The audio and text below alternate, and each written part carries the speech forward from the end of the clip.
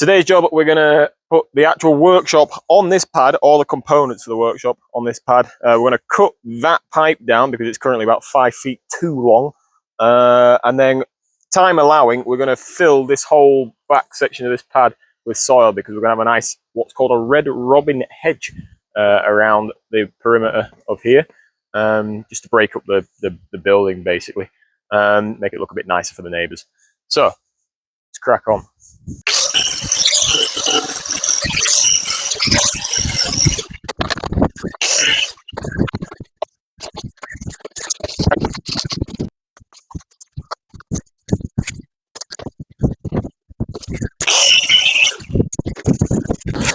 Sorted. This here is the manual for our new fancy fandangled workshop. I got this from a company called Dancover. They're actually Danish, so I don't know if that's meant to be pronounced Dancover, but Dancover. And the workshop, if I signed up to their membership discount thing, basically so they could spam you with emails, the workshop came to £3,500 delivered, which is ridiculously cheap, in my humble opinion. Hopefully the actual building won't be reflected in that. I would note that the workshop does actually come from Denmark when you buy it. The garage comes from Denmark. So even though their website says like 3 days delivery time, it's not. That's if you live in Denmark. If you live in the UK, it took, I think it was like 2 weeks for it to arrive. So the shipping details aren't actually very accurate on the website. The packaging was damaged. I did take a photo of it on the back of the wagon. One of the panels I know is definitely damaged inside the packaging. I emailed Dancover and said, you know, I'm not going to be putting this up for a few weeks yet. Will still be covered? And they said, all you got to do is fill this form in, send it back to us, and I don't know what happens after that. So I was like, all right then. So let's see if they hold their word, if they stick to their word. Or if I'm going to send off this document and they're just going to turn around and say, sorry, mate, you've waited too long. This is the manual, and as you can see, wow, look at that, fantastic. Many parts. So one of my jobs now is to go through this parts list and make sure that it's all prime, ready, and happy days. So the camera is literally going to be pointing at this pad, and I'm going to line it all up nice and neatly, and then there's going to be a tarpaulin that goes over it all. So let's get to it.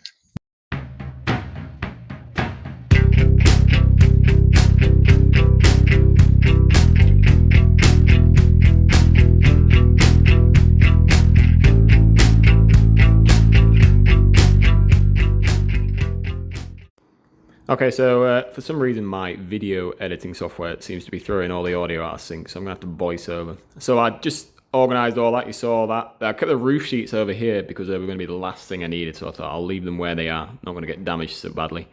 And then, yeah, it's all stacked up neatly. The manual says go through the whole thing and count and check every piece and tick it off your list. I'd be there all day doing that.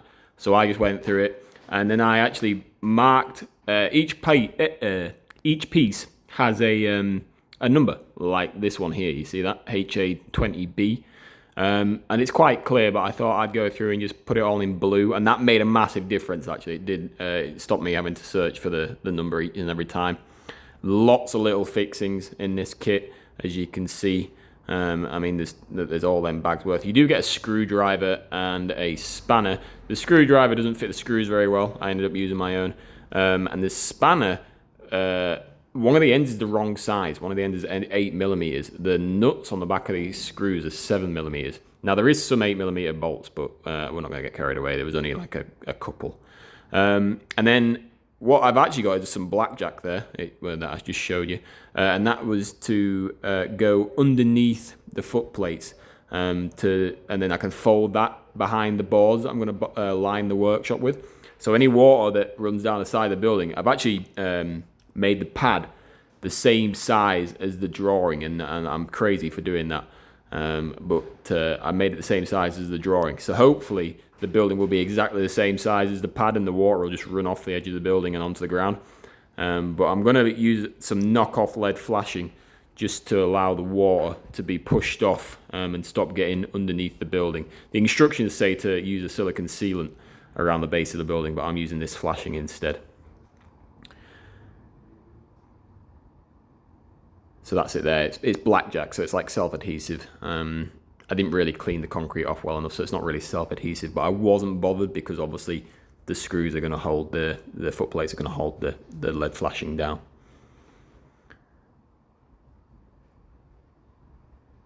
The lead flashing idea was actually my next door neighbours, because I was going to make a fancy stainless steel flashing, but like he said, he just turned around to me and said, "Why don't you just use lead?" So he's got more experience in construction than me, and yeah, it did make life a lot easier actually. Later on in the video you'll see me using it.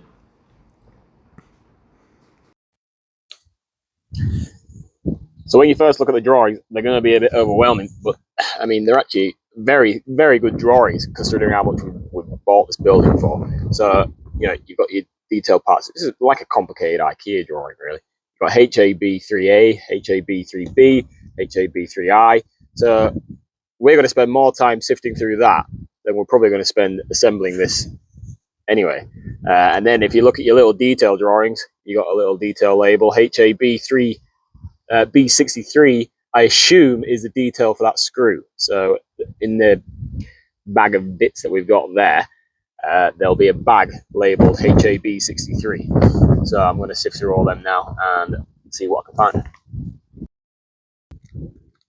HAB63, and there are 3 panels. So all I need now is a Aussie screwdriver.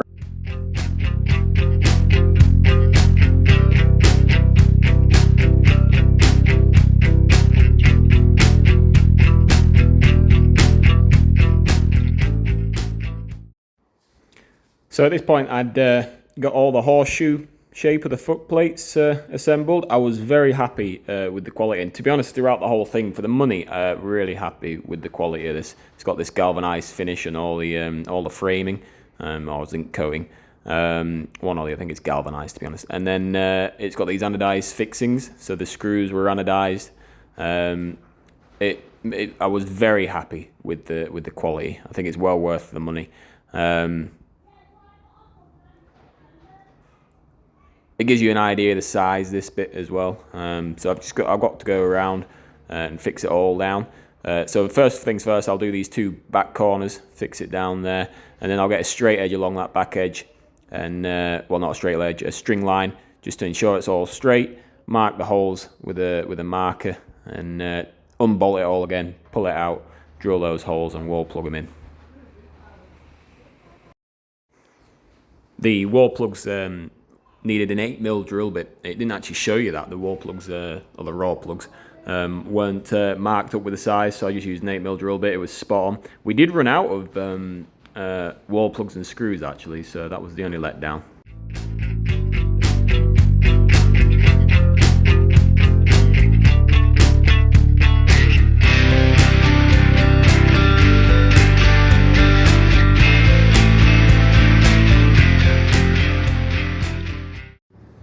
Alright, so here you can see I've got my 2 corners bolted down now, and then I'm just going to use a bit of string. It's actually wire, if I remember right. I didn't have any strings, so a bit of wire or string or whatever.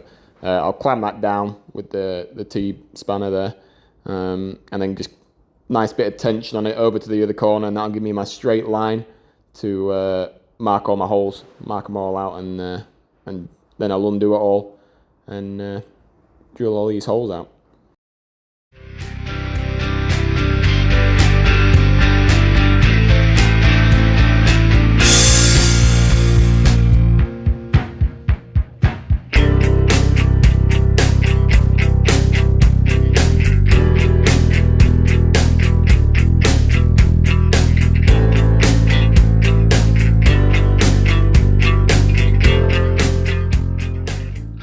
So yeah, we got all those holes drilled out, roll plugged up.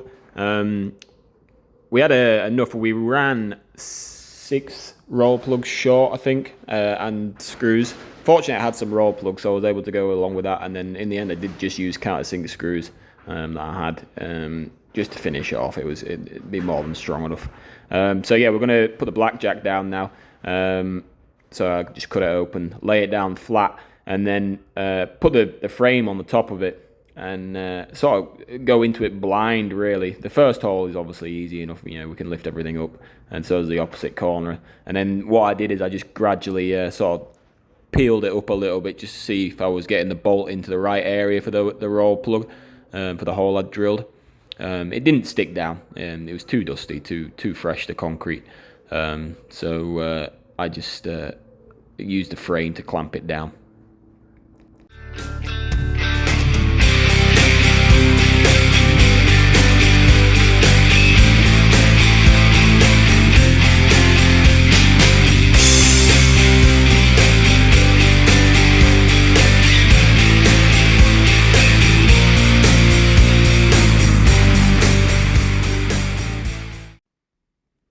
So we got it all fixed down and clamped down, and the knockoff LED flashing underneath. You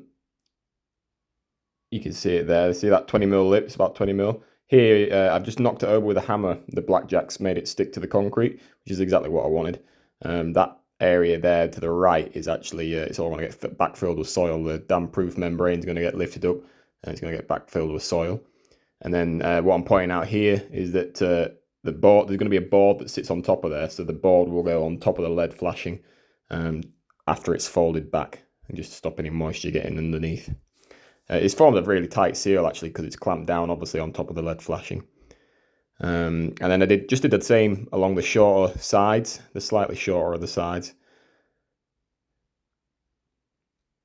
And then here I'm talking about using trigonometry to make sure that this is square. So, trigonometry is a squared plus b squared equals c squared.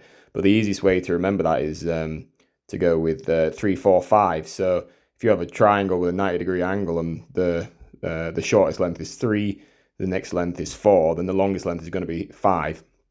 So, on the shorter length of this building, it was 16 feet, so 4 goes into 16 4 times. So then I multiply 3 by 4, that gives us 12. So if I mark 16 and 12 along these two sides, the length across the 2 points has got to be 20 feet, because 4 times 5 is 20. I'll try and get a little drawing on the video if I can. So I just marked them along the sides and then measured in between them. It gives us 20 feet. I now know that's square. To make sure the other side's square, I could have done the same thing, but I just used the cross method. So I just measured from one corner to the other corner, opposite corners, and as long as those measurements are the same, you know that the whole thing's square. You're not going to get a trapezium, basically.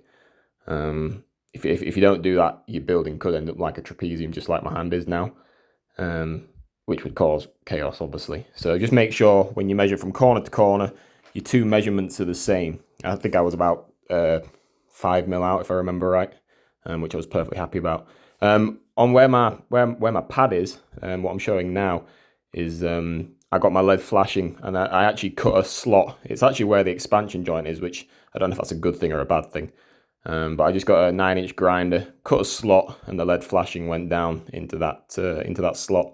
I might look to see if I can get some kind of I don't know, some kind of caulking or a silicon rod or something to just knock down there, just to keep that LED flashing tight against the pad. And then here I'm just using a framing square on these shorter lengths just to make sure it's square.